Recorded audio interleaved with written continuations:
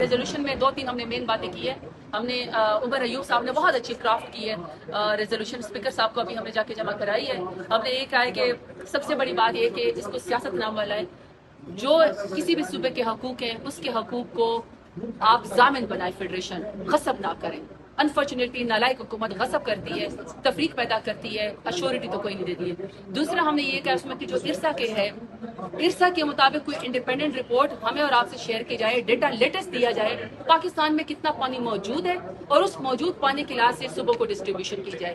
تیسرا سی سی آئی کا فوراً میٹنگ بلائی جائے، صوبوں کو اکٹھے سنا جائے، تمام ممبران کو چیف منسٹر کو بتایا جائے، سب کو بلایا جائے اور اس پانی کے مسئلے کو حل کیا جائے.